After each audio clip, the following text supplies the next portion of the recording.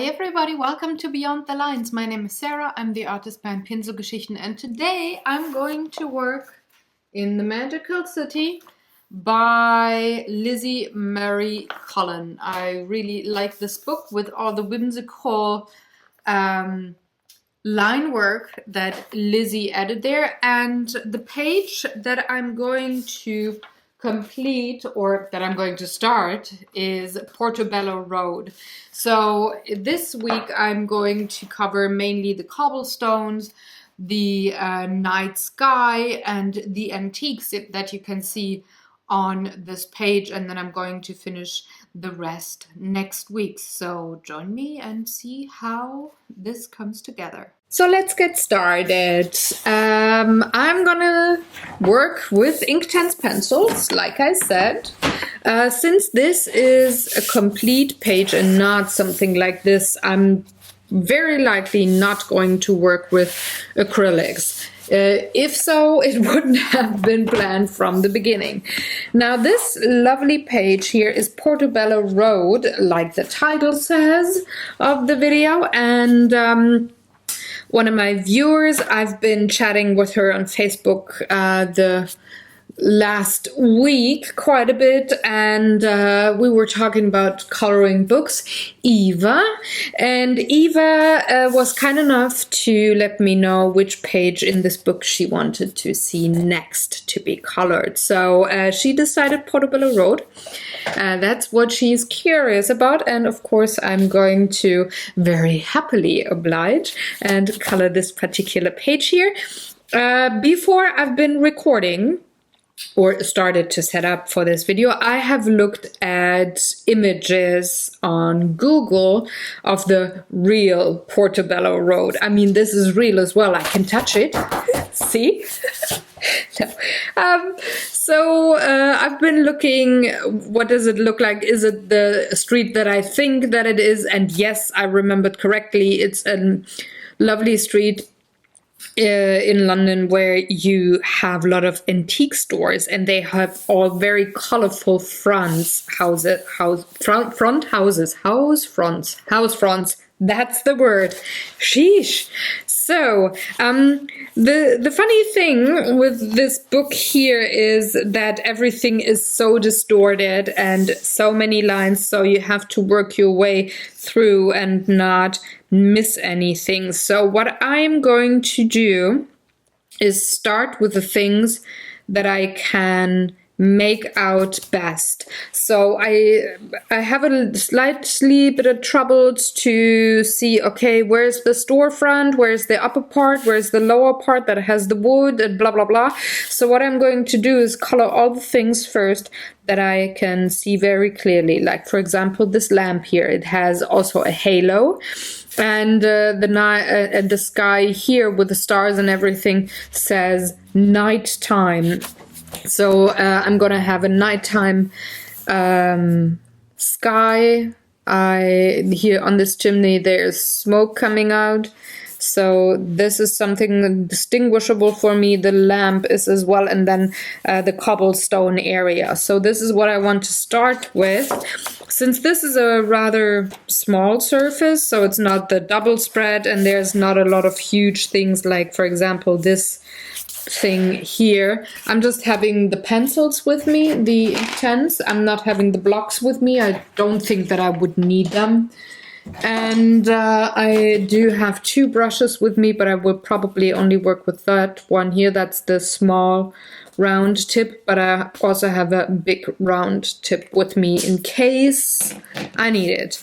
Another trusty thing that I need is my paper towel, and I will check with the color here on my swatch which tones I want to have.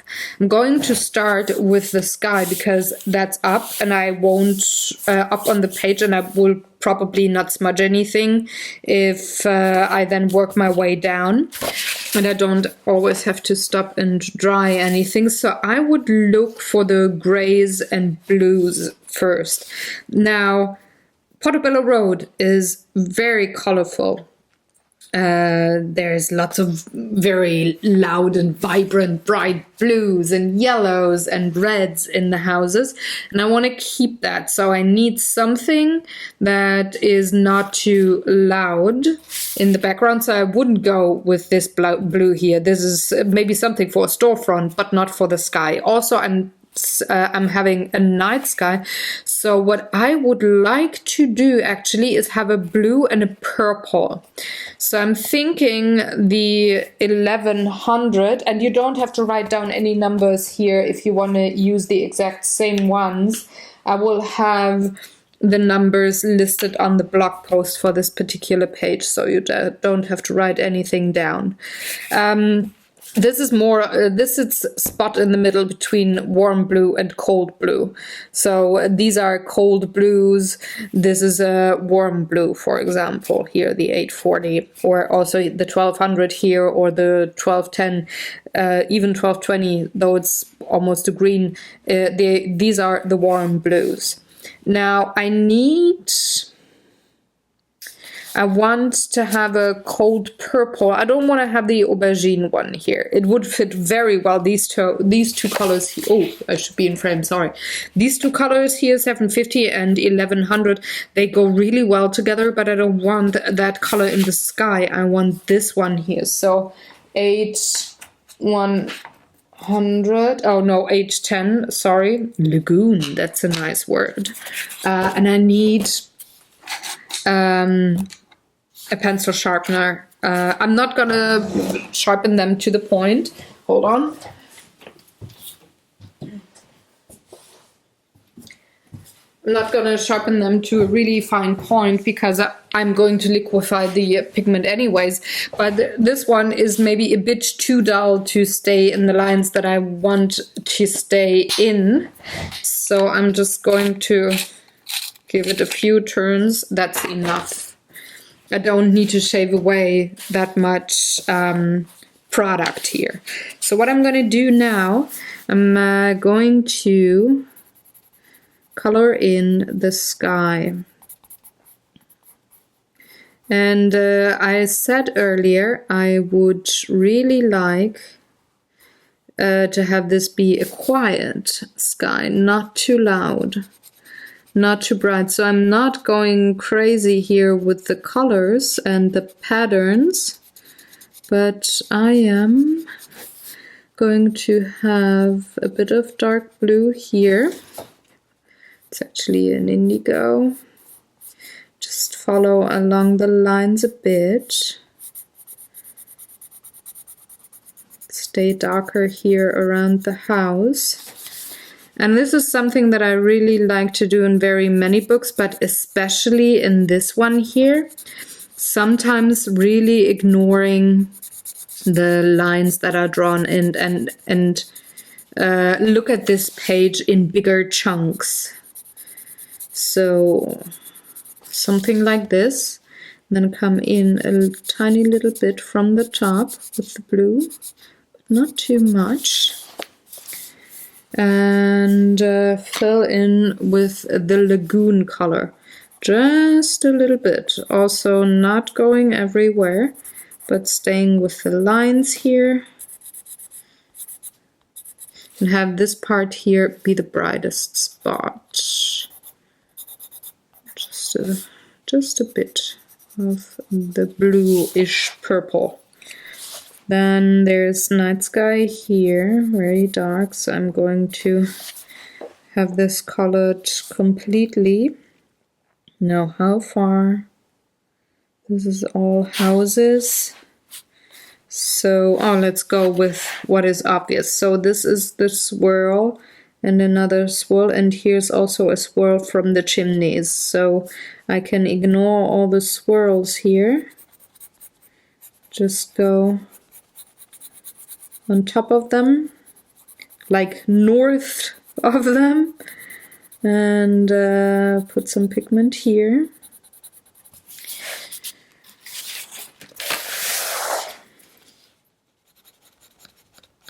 Like this, boop, boop, boop, boop, boop, boop, boop, boop. Just a bit more blue here in that corner.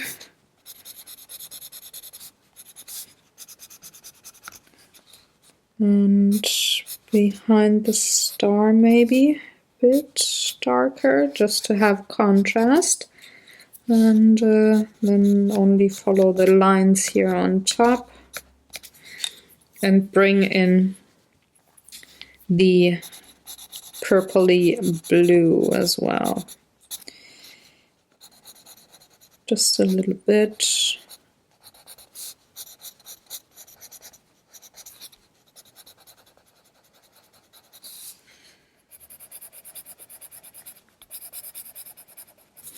Okay.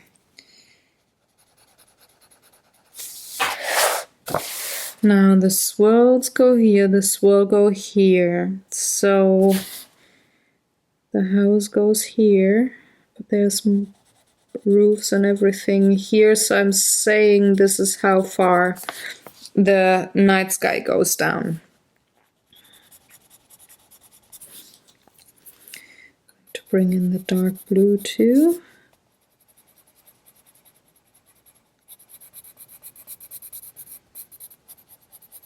Just going around the edges, doing something like this.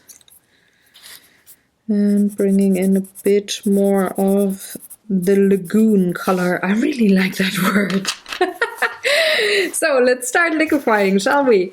I'm having a cardstock behind my piece of paper so that I don't have anything go through. And I'm just going for a lot of water in my brush.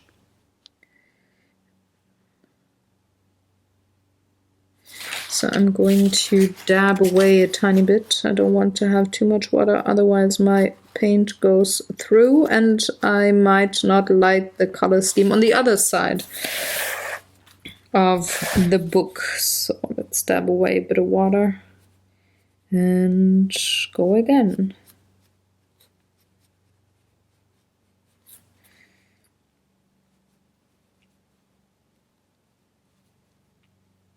I'm going with the general direction of the lines that were in the sky, painted in or drawn in by Lizzie, but I'm not following every line.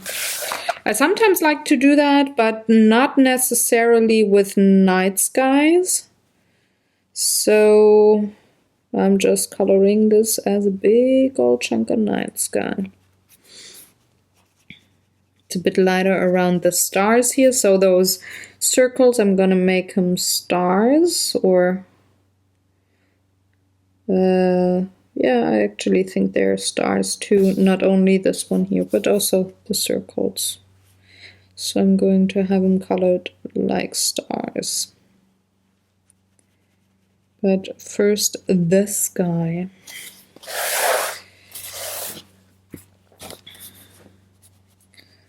Same goes here.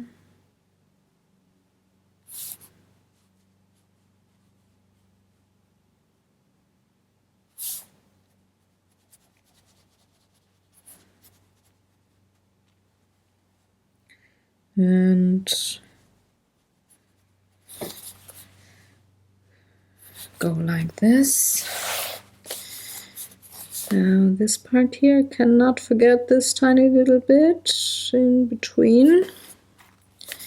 And now this section here.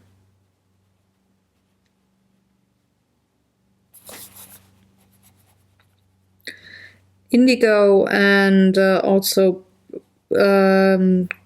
very many purples, not the ones that are the lighter tones that go almost into rose colors or pinks, not those purples, but the dark ones. They're actually really laid back colors. They behave very well in the background of anything. Depending on how bright your purples are, they might pop a bit too much, so maybe be a bit more careful with that, or have it mixed with a very dark blue.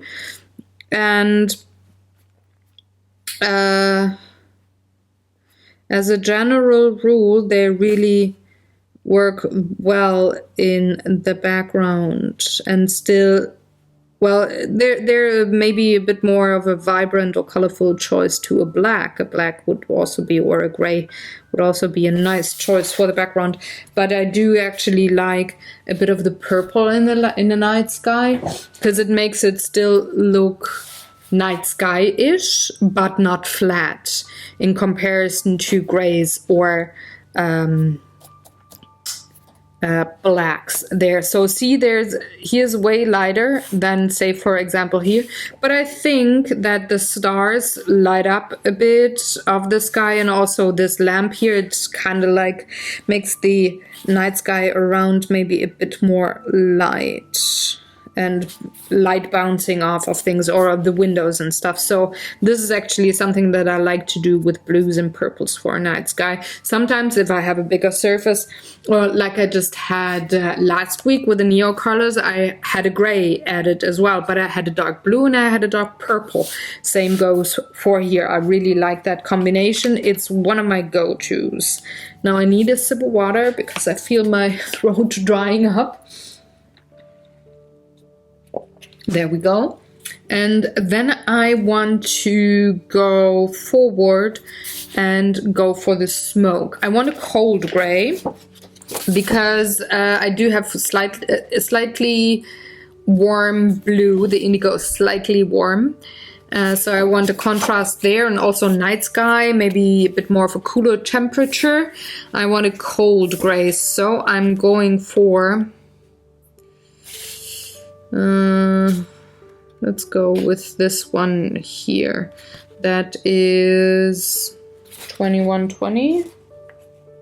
It's a neutral gray. It actually... Oh no, let's go with a Payne's gray. This one is a cold one too, so this is warm grays or warm brownish grays. This is warm as well. These two are cold. This one is more purple, this one is more blue, so I'm going a bit more with the blue. And I'm going to apply color to the swirls and also something like this here.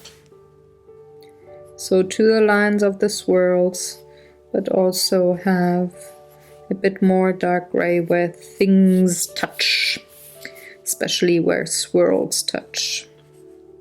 So I'm having a bit darker here also, because it touches the chimney, going like this.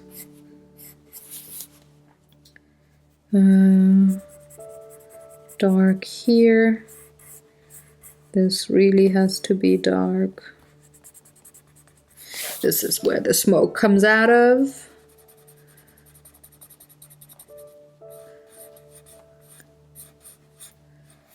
Okay, something like this, and only a bit here, and another swirly down here, again on the dark, where it touches the chimney, and otherwise I'm just gonna have a bit of dark here.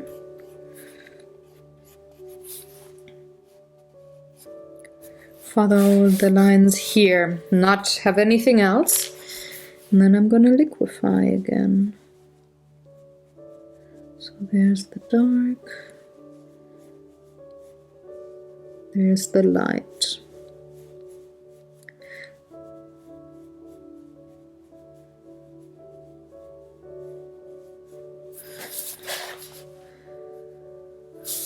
Like that, I have an automatic interest on the page going on, or a dynamic in those swirls going on, because I have a few lines that are darker, a few lines that are lighter, but it's not one big blob of a swirl sitting in the background there. It's still dynamic with that much white space where I can pull in the pigment and have it way lighter. So something like this.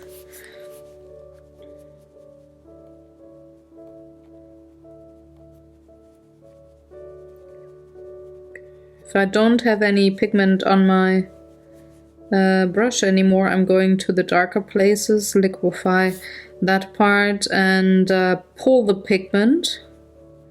And if I have enough, I'm just moving towards the lighter space and just something like this here. I want very light up here, so I'm wetting the part first that I want light, and then the ink can flow into that area.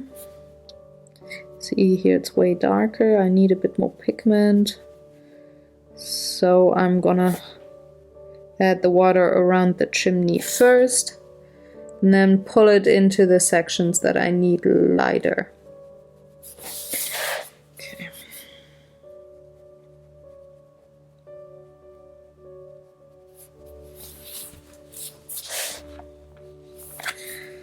Next up, I want to use the same Payne's Gray for the lamp post here.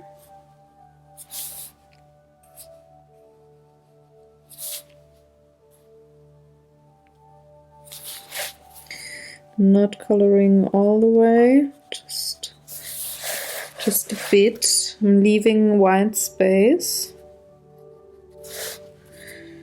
And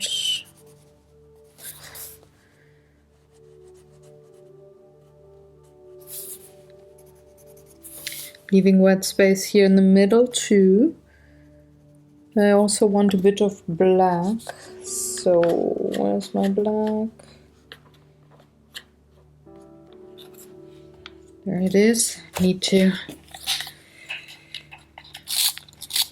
sharpen that pencil. And want a few things even darker.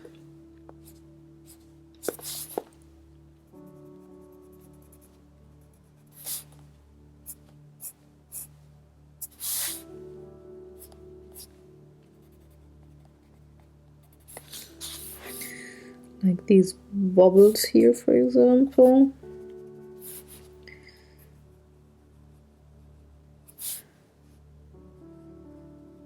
Okay, let's go in and liquefy the pigment.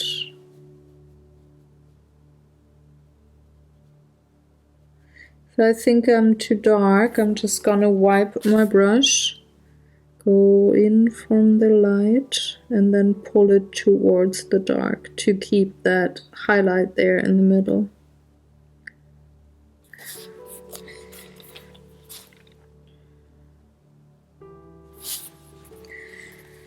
And I want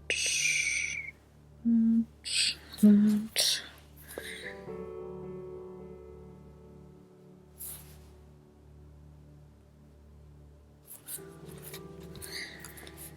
Now I'm going from the lighter section here where I have no pigment. I leave it pretty much light.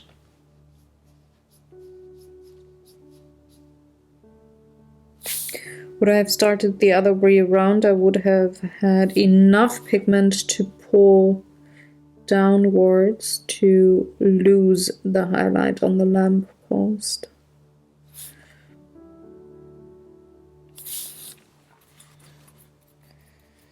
Okay. Going to let that dry. I'm gonna pull in the blue later. I'm going for the cobblestones now. They are maybe a bit warmer in tone, so I have this tone here, and I think I want the 1730. So I want those pretty brown, not gray. So I'm going for oak and black. Let's see. Let's start with the black. So it's gonna be darker back here where there's no light. So I'm just going solid until we get close to the lamp post.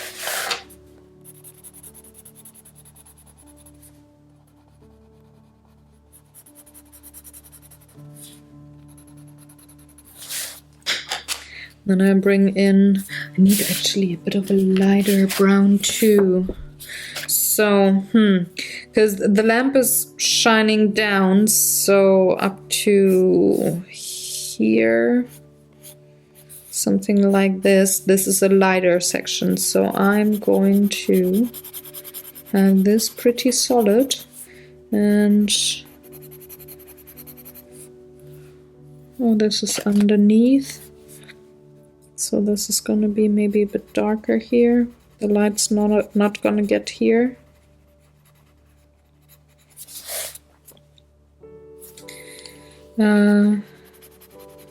Have this a bit lighter. So I'm giving it a solid layer now of the oak brown, but not all the surface around the lamp.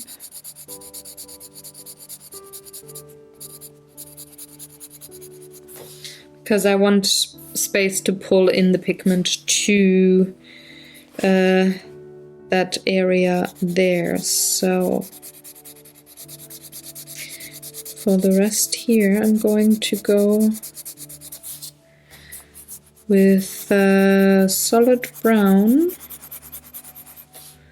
and then I will pull in the darker color around those cobblestones later. I can layer with the Inktense. That's the great thing about those pencils. But I can also bring in a bit of dark here.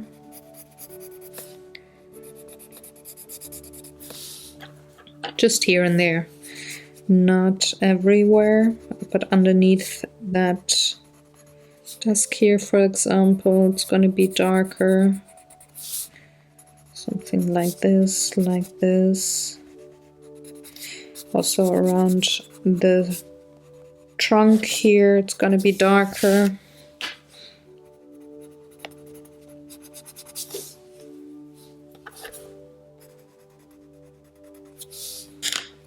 Bring in the rest brown.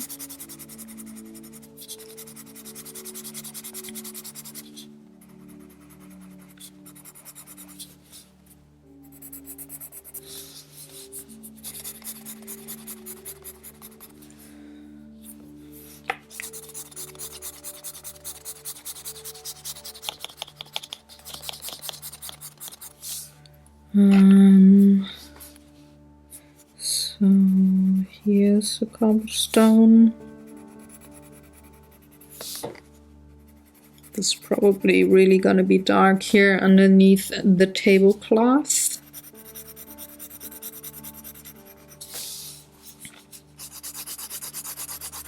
So I'm going to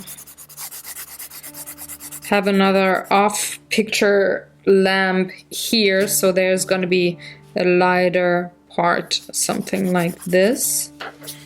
So I'm not going to color that part of the cobblestones here.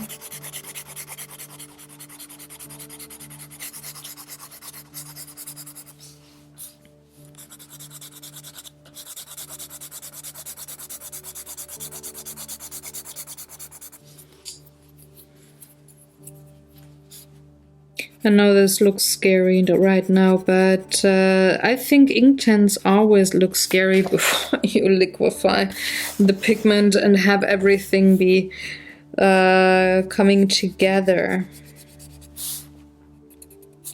So I guess just be brave would be an advice that I would give you. Don't think you've ruined the page. You can always go on top if you don't like a color. You can always add another layer. Let it dry, add another layer. That's the cool thing of Inktense. You can always work in layers. Now, where I think it goes something like this.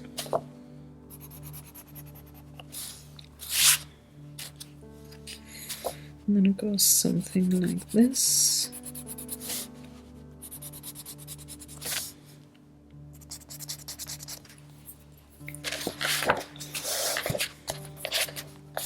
Some more brown here.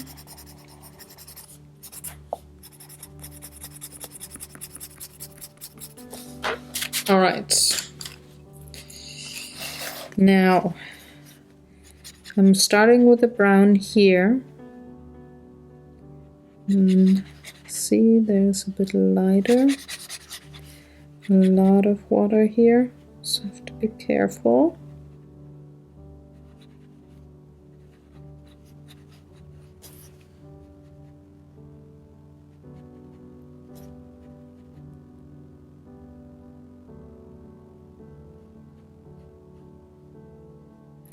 So I'm pulling in the black from the top.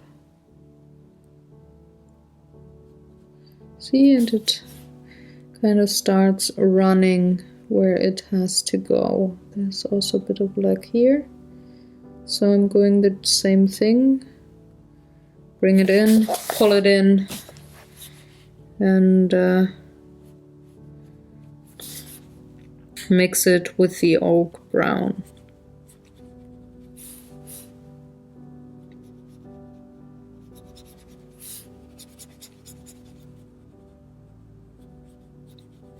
And remember, this is just the first layer for the cobble street. There's a bit too much water maybe, to be careful.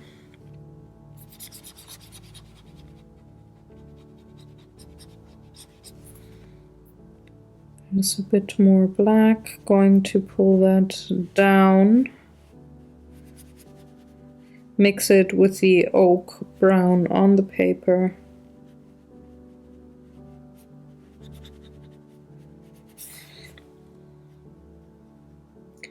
This will make for a natural shadow color already. Okay. A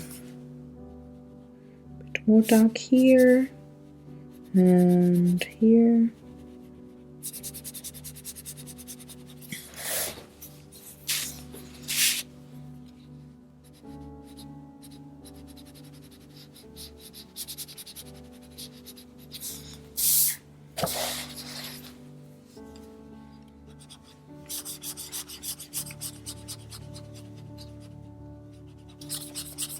So let's pull pigment here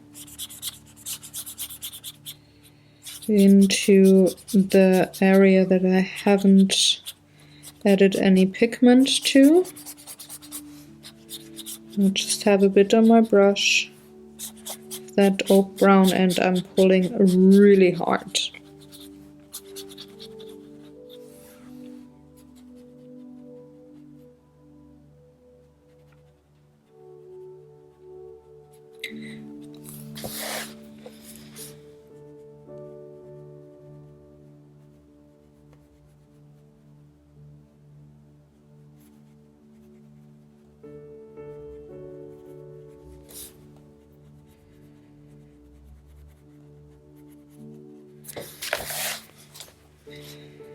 Just going to take care of the rest of the road here. Have all of the oak and black color be watered.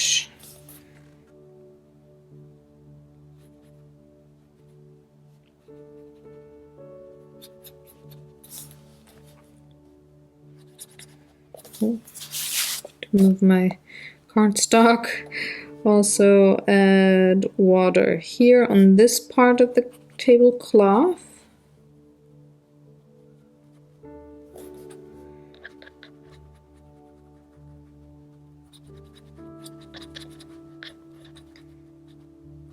Okay. This is dry. Let's bring it down to room temperature, and then I can start. So I want the beginning here, I want this to be done with the brown. And I'm going to move towards black up there.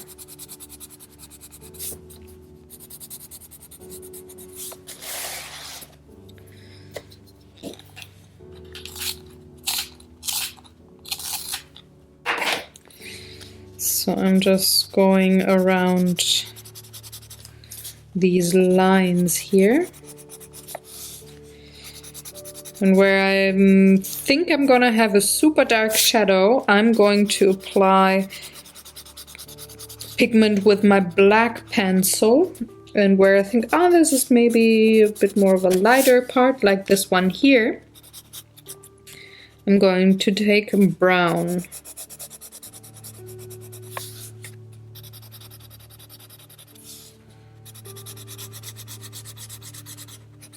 Going all around it.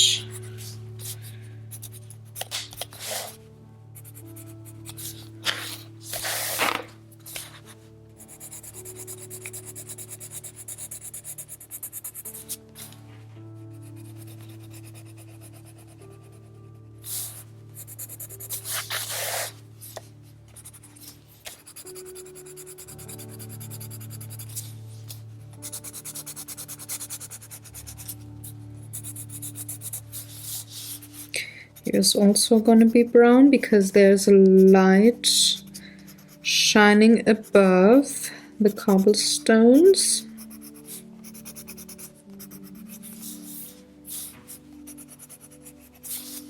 And the rest is going to be black. So I'm going to have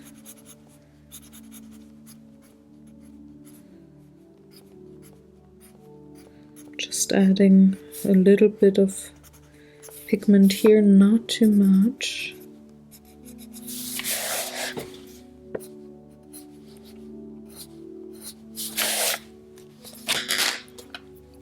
So there's the brown, there's brown.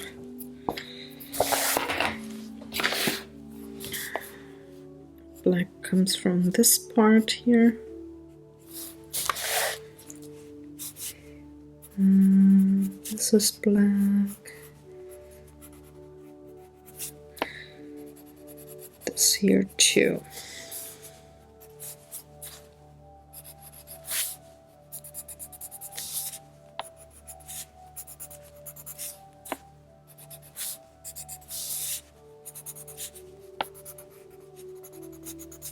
Especially here under the table, it's really black. We had brown here, so to put the black only where I didn't have the brown, there has to be a bit more brown. There too.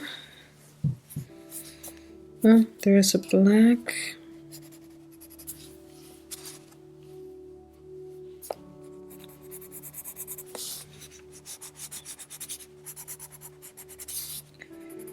Definitely black. Down here.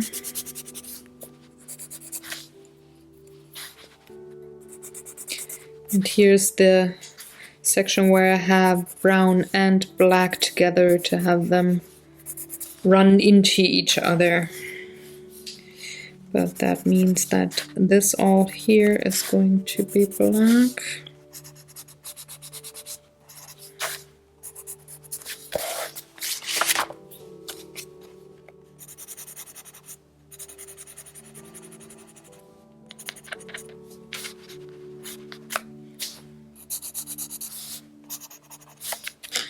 Also needs to be a bit darker so it gets another brown layer. Same here, a bit more brown. Just giving it another layer of the same pigment just to indicate where shadow is.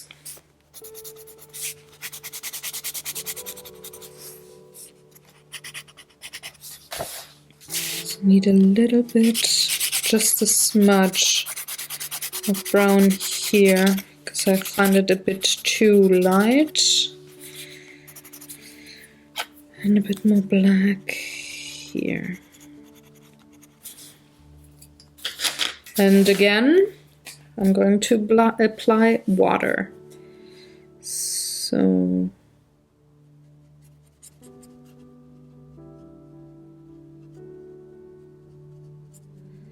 going around.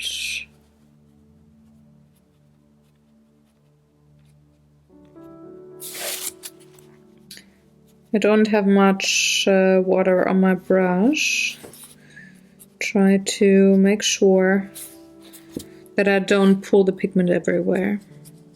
But I'm also staying not 100% in the lines, because I think they are just guidelines. They're not a must-have. And if I have a bit of a darker pigment on the cobblestones and not only in between them, that's totally fine too, and that actually makes it look a bit more natural.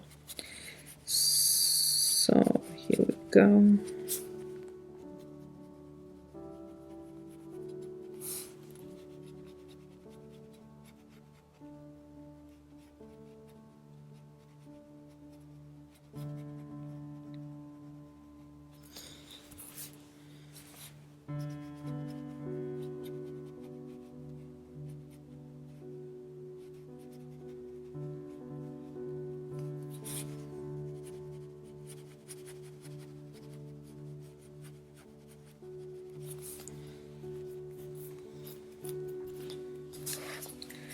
So I have a lot of pigment here.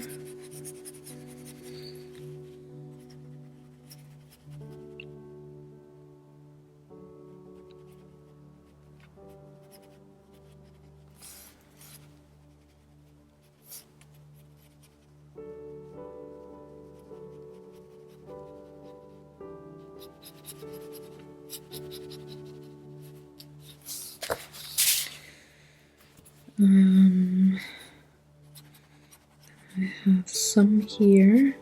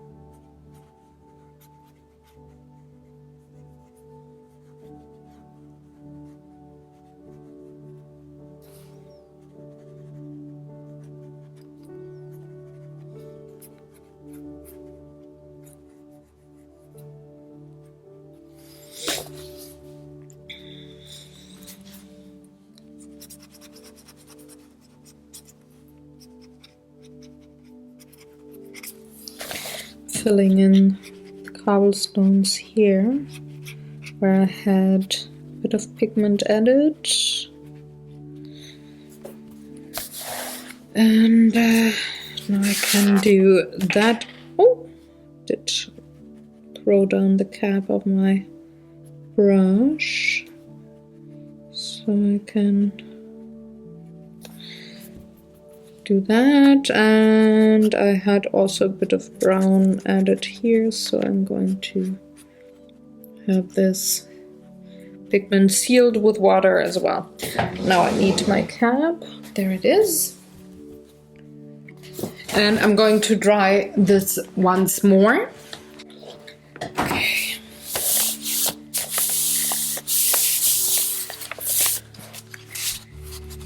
Now I want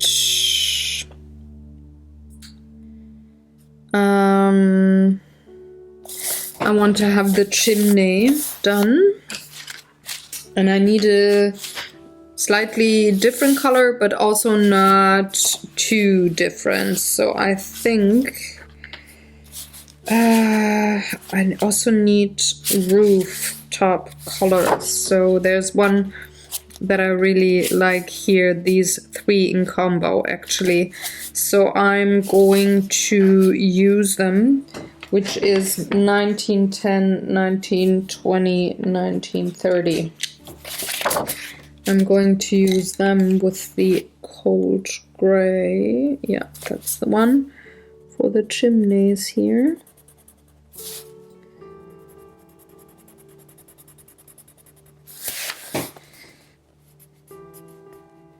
Chimney section, chimney, and a bit of black just to darken things.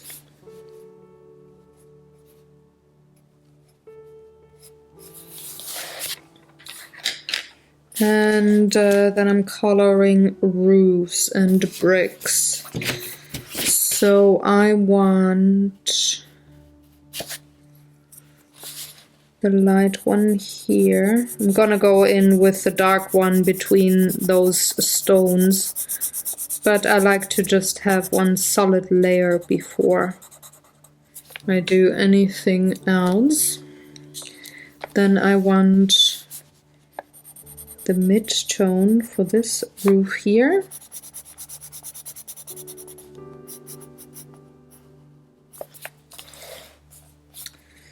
And also for this roof. But I want black for this chimney.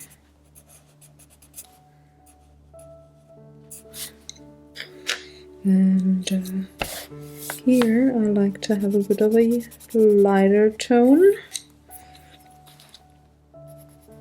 And the darkest one going into it, also having here a dark tone. Do I have any other roofs?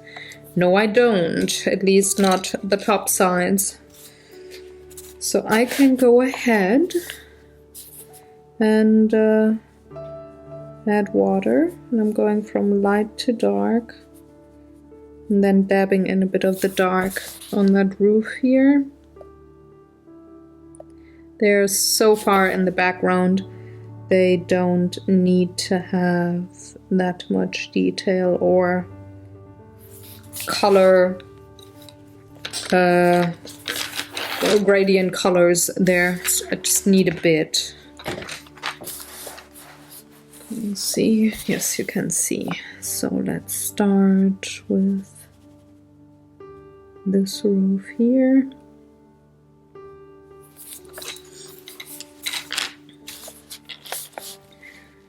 And go in with water for the chimney, which again I'm going to add the darkest color to. That was 1930. I think it was dark maroons or something, or chocolate or whatever. I'm gonna let you know in a minute. But I'm pretty much going for English brick tones here because, well, we are in London, folks, so should have some nice red English brick. So this is another roof.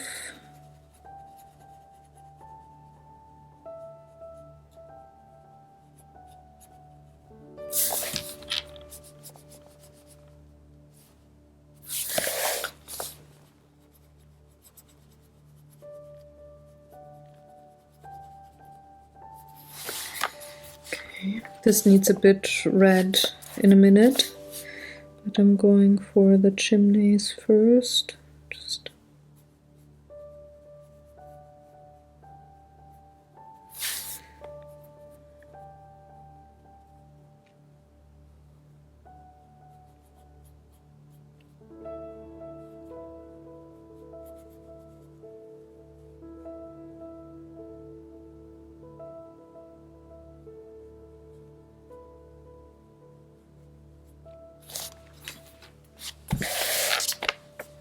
and I'm throwing down the cap again. It's unbelievable, folks. Gosh.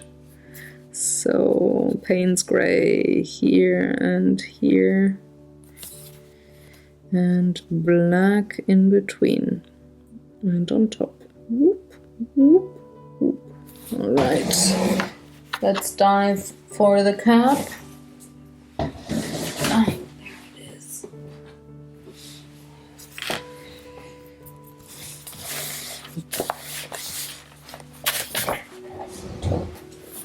I'm gonna give it a very quick blast because I want to add a bit of the red here. This needs a bit more of the mid-tone. Just a bit. And a bit of the dark here.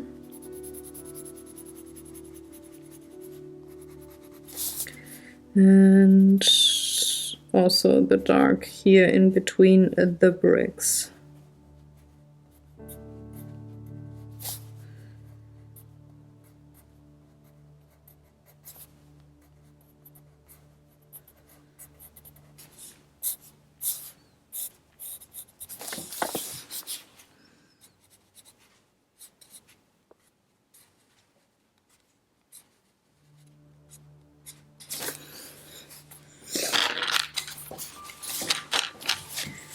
And here we go.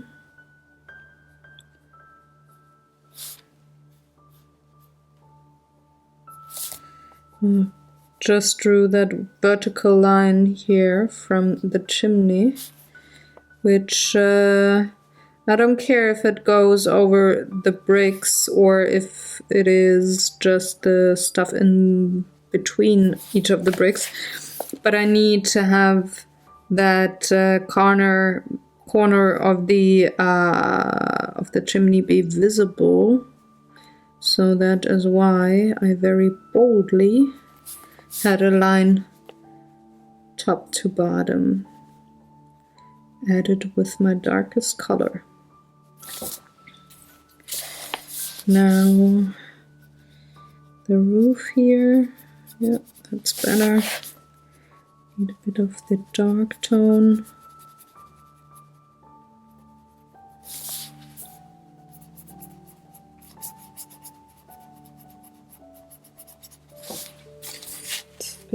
Still a bit too light, so I'm adding a bit here directly from the pencil.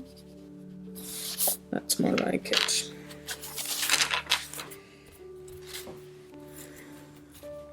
Now I will take the black, do the same thing, add a bit from the pencil directly onto the bottom of the chimney.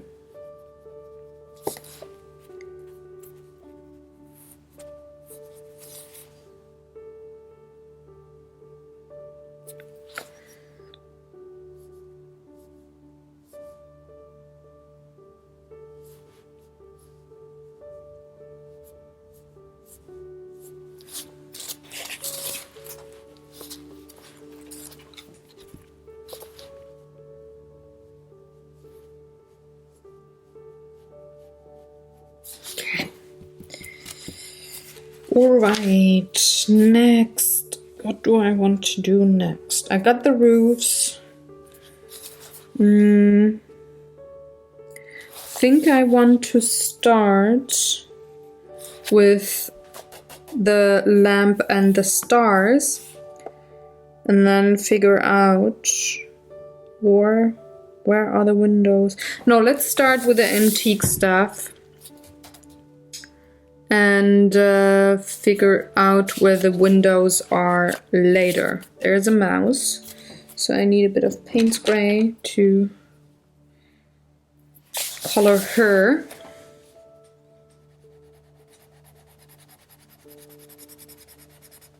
Just a little bit.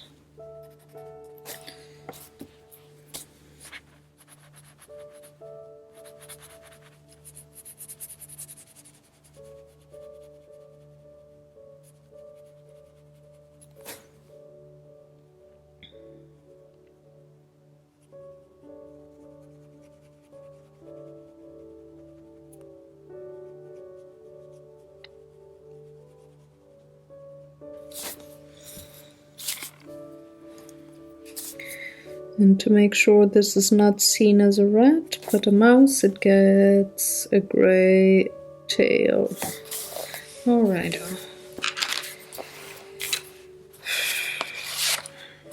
The patterns are really strong with this particular piece here. So I do see a street sign, a clock, another clock, clothes, a table with camera stuff on top, I think, and trunks.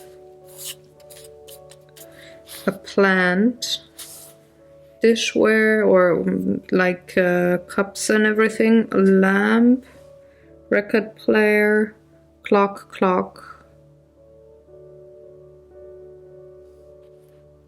That would be a part of the sign. So let's see. Let's drink a sip of water. And I'm gonna get my sheet of colors and I'm going to think about what I like best. I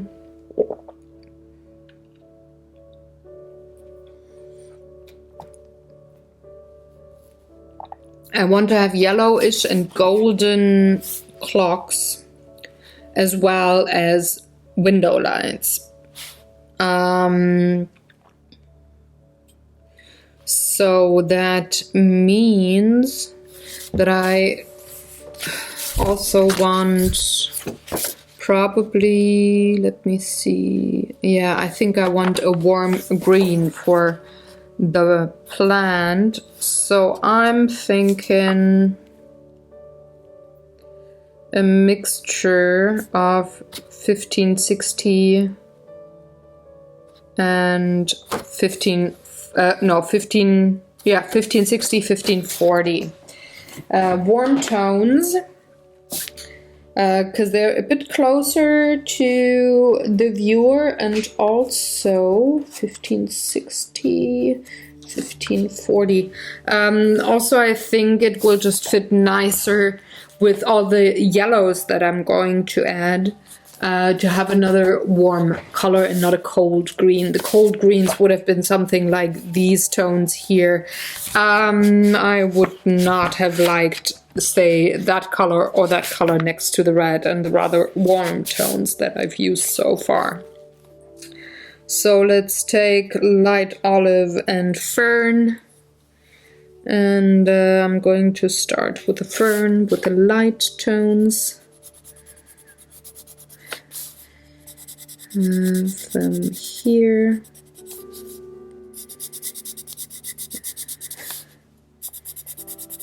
Add it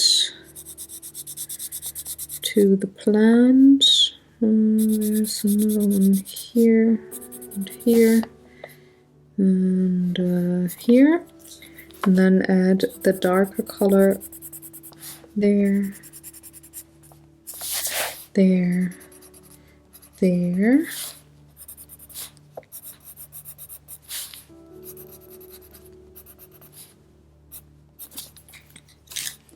Now I want the oak color, the brown that I used for the cobblestones. I want that for the tree trunk with a little bit of, well, I could actually use the deep indigo, the blue, to also add here to the darkest parts of the tree, because green and blue really is a nice combination to shade a green tree or a brown tree. Blue and brown makes gray, so that's a nice way to shade a tree trunk. And color repetition in this case also helps with a harmonic calming kind of a painting or drawing. And since the patterns are so wild in this book, I want to tone down some of the busyness with maybe a few more muted colors or just repetitive color to make sure that it's not too wild looking, but also not boring, you know. So there's the darker part, the leaf, and let's go in here.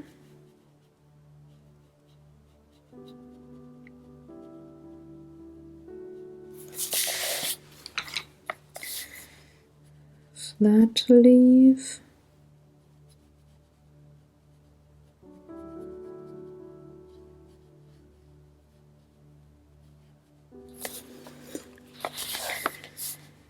This one here.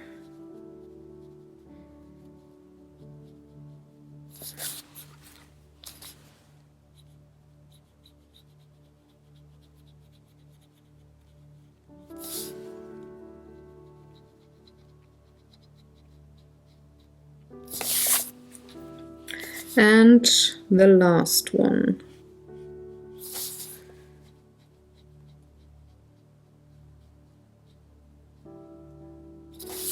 Okay, now I can liquefy the pigment on the tree trunk, and I'm starting with the lighter section and then pull it into the dark and pull down the dark a bit. There we go. There's a plant. I have the majority is gonna be yellows.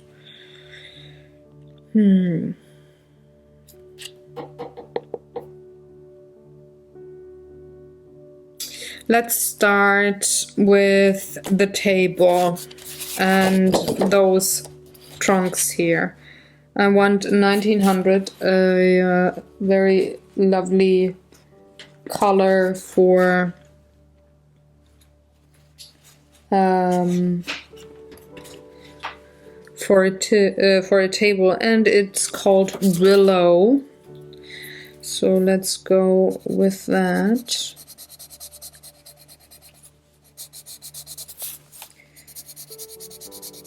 Going to put pigment where things are darker.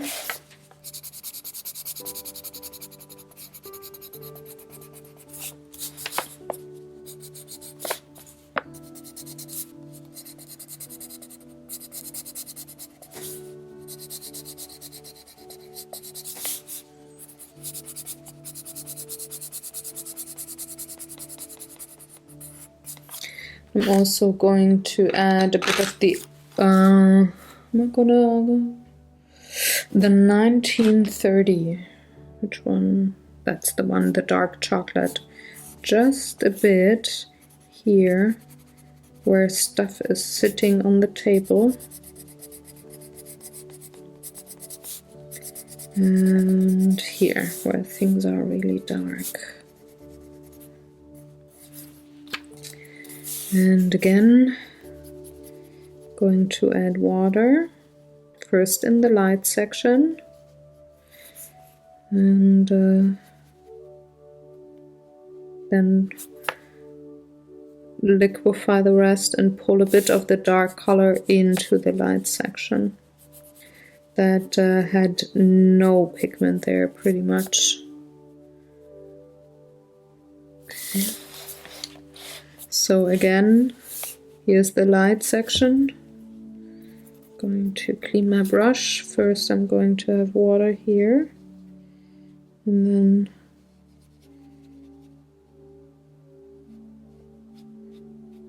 pull in pigment here. See?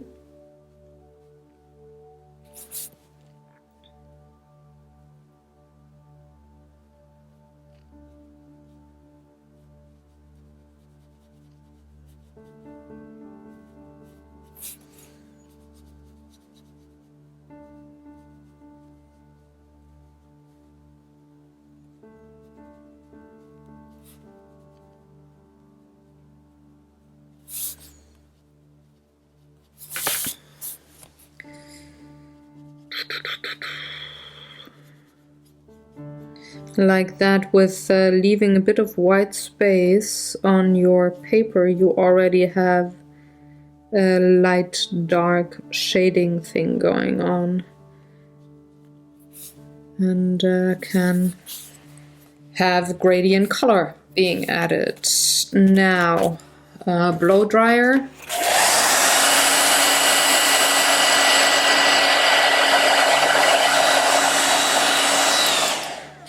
Want to add a bit more of the light tone, just to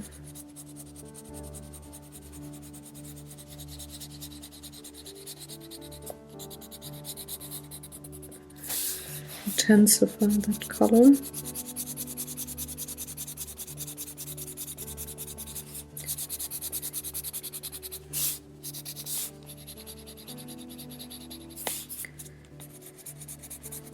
Okay, and again add water.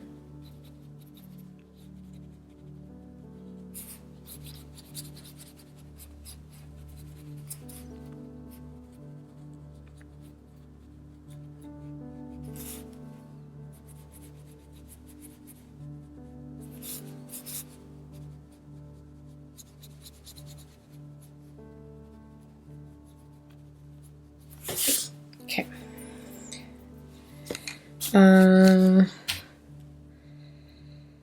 I think I want the same green be mirrored onto either the clothes or the trunk here, and I'm thinking the clothes are obvious, so I'm going to take one of those trunks here. And I think I like the upper one to be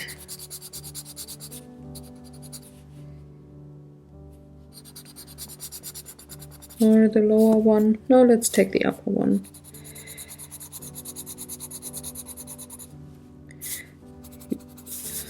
Work it with oak and my other light green, the fern. Something like this. Need fern, the oak here, because it's really dark. And then I'm going to bring in, nope, the willow. That's the one I wanted.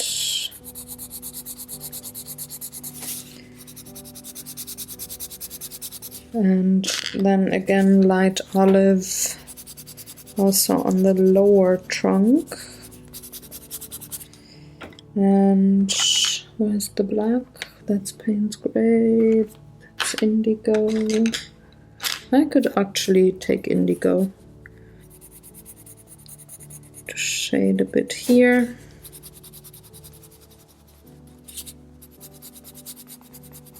And also here. So I'm having 4 or 5 colors mixed together, depending on if you talk about the upper trunk here or the lower one. But they're all natural colors, all colors that you find in nature. So they really blend well together and make for a nice antique color, I think.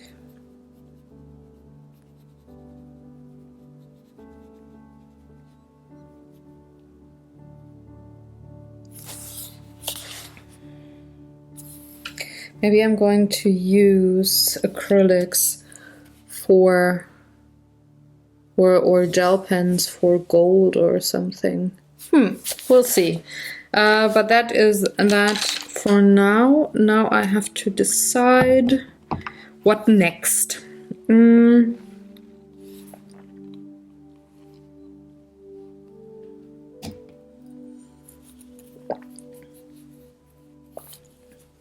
I want to have another red tone here in those clothes, so I'm going to take the lightest tone and color this jacket here pretty much solid.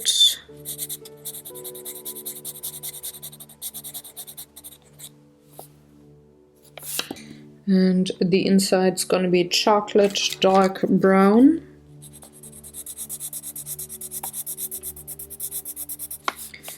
And a bit of chocolate also goes here. And here. This one goes up to here. So, ouch. bumped my head against the box of Inktense. Not my head, my arm. Ah, gosh, talking. Hoo. Kind of difficult sometimes, you know? So we have color repetition here then with that brick tone.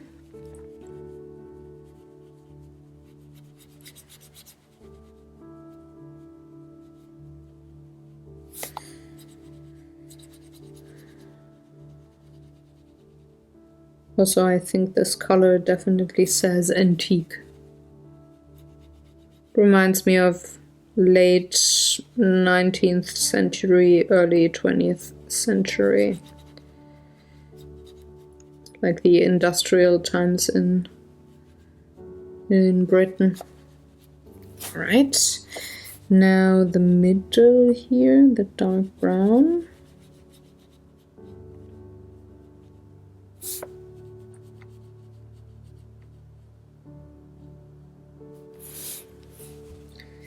I think the dark brown has to... No, it's not. It's fine. It's perfect like that. The next one, I want maybe a bit of an old purple, and I think the 750 is a nice color to take. It's an inoffensive dark purple. It's very warm toned, like almost an aubergine or eggplant color. And I think I want that on the next coat here. And I can shade the purple with indigo. I don't need to have a darker purple tone for that. So indigo goes something like here. Like here.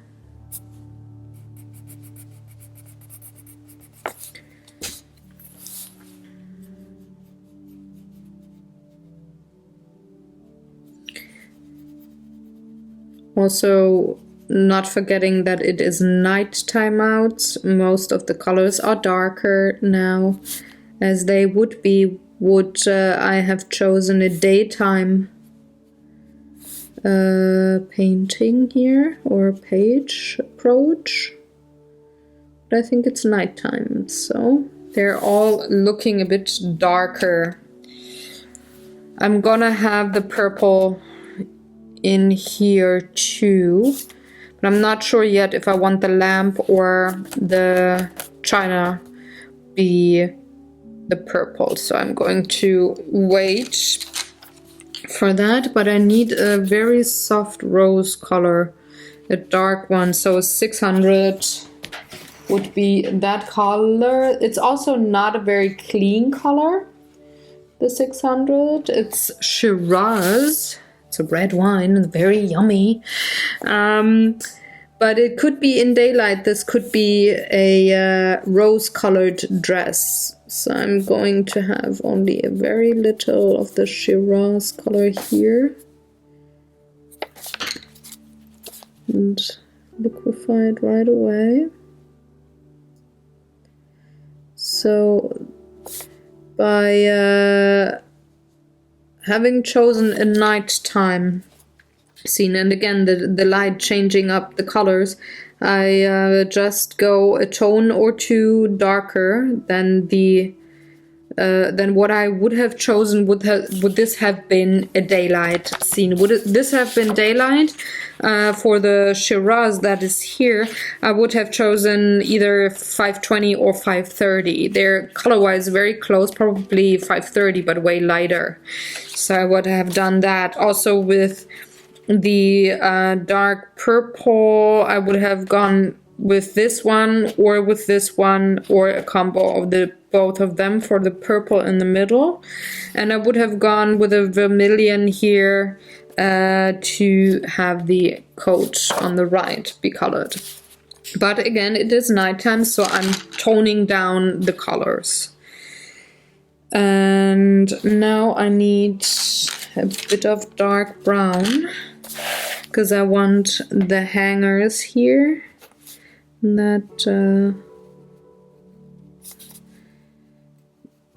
that rack be colored.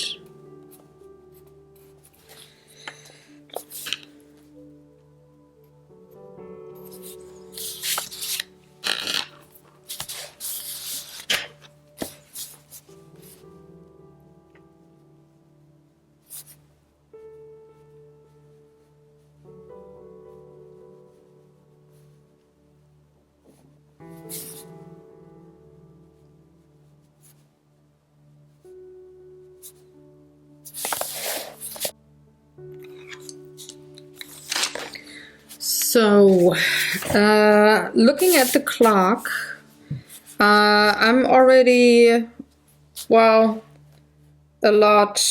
I'm having 1 hour 20 minutes done already, and I'm not even close to finishing. So I'm going to color the tablecloth here, and the rest I'm gonna have for you next week in another video. I don't want to rush, and I also don't want to keep you for longer than 2 hours, and I cannot finish this in the 40 minutes I have left. So I'm going in with the purple here that I also used for the middle coat, and I'm going to color here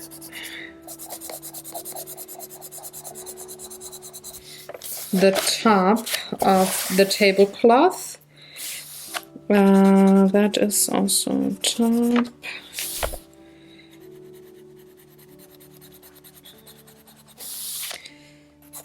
That is top. That too.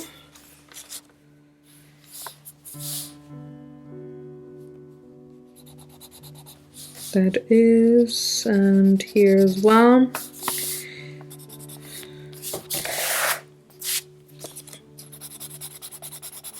I don't care about the patterns in the tablecloth, so I'm just going to give it a solid purple layer. Gosh, sometimes really tricky to find what is top and what is not. So this is top of the tablecloth. That one is 2. That one is, and that one is. Now the bottom, I'm gonna take the lagoon, which is the purplish blue that I took in the sky. Put that here.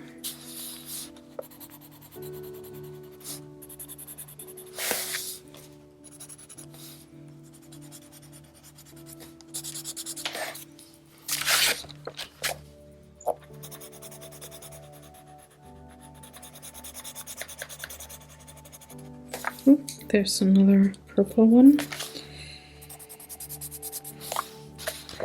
And in between here's also purples. And then I'm going to shade with indigo, so closer to the house, behind the record player, underneath the mouse. This is all indigo. Also on the lagoon parts here where there's folds in the fabric, I'm gonna have indigo there as well.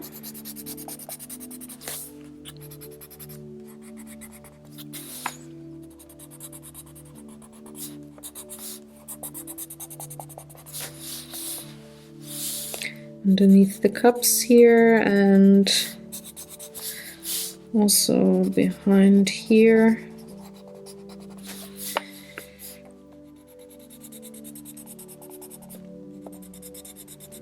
It's gonna be indigo. Underneath that can here, tea kettle can thingy.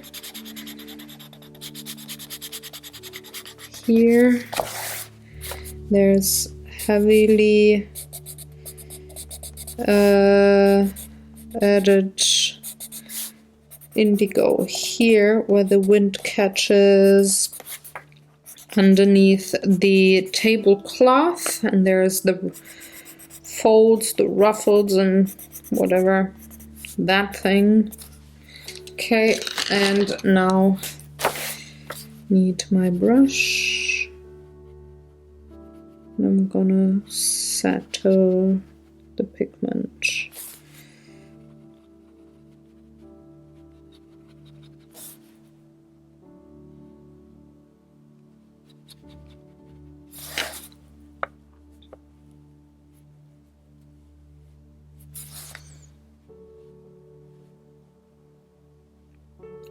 I'm ignoring the lagoon for now. I'm just going with the dark purple and the indigo, so the top of the tablecloth, because I don't want to mix the lagoon into the purple tone.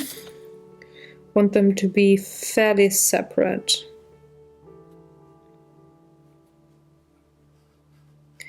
Now the purple here will help me later on to have a quite the heavy contrast actually when it is time to bring in the yellows for the clocks and everything. So on the color wheel, purple is opposite yellow.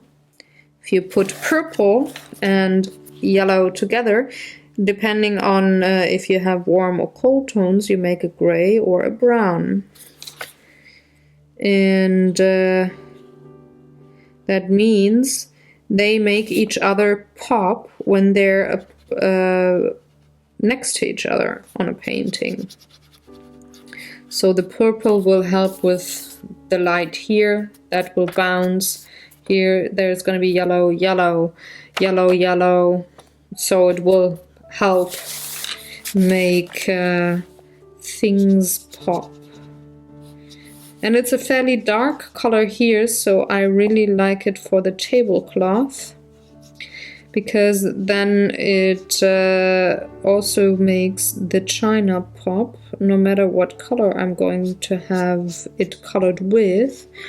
Just if I have a lighter tone, which is not only likely, but kind of like set in stone for me. I'm not gonna go darker with my color choice for the china than I am having here on the tablecloth.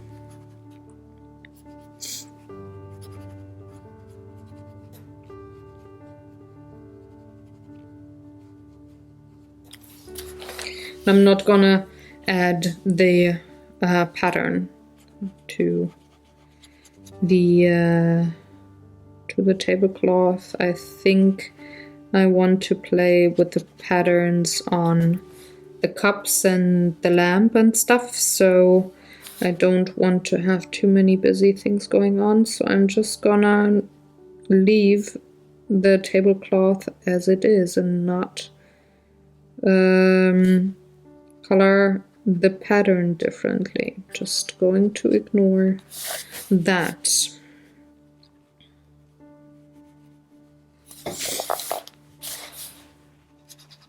But I will add a bit more indigo here in a hot second. First, the lagoon.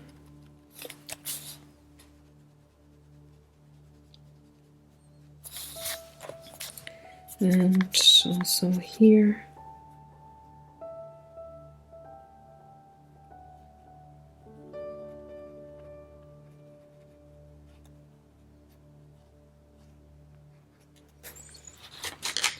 Drying it very quickly and then adding a bit more indigo.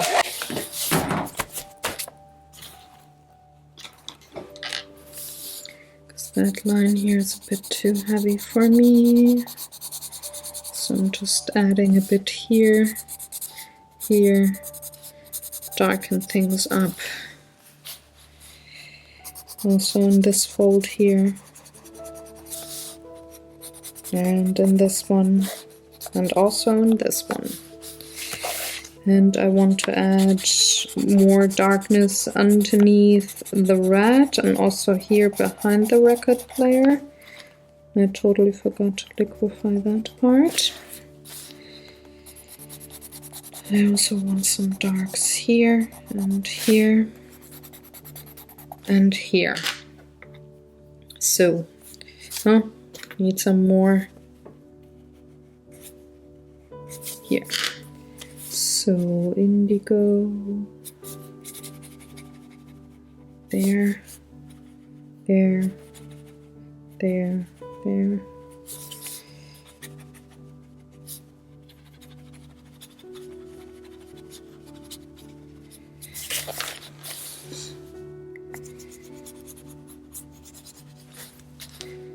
This time I'm not forgetting this part here.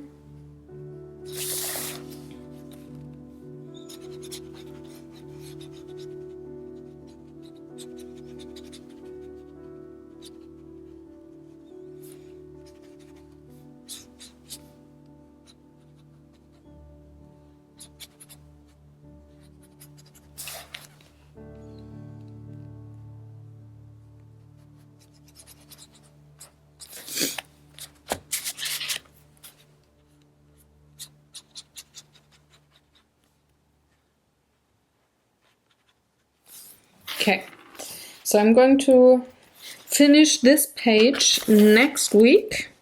Thank you very much for watching. If you have any questions or comments, please leave them in the comment section below. Fill it with nice, wonderful words. And if you liked this video so far, well, give it a thumbs up. I very much appreciate that.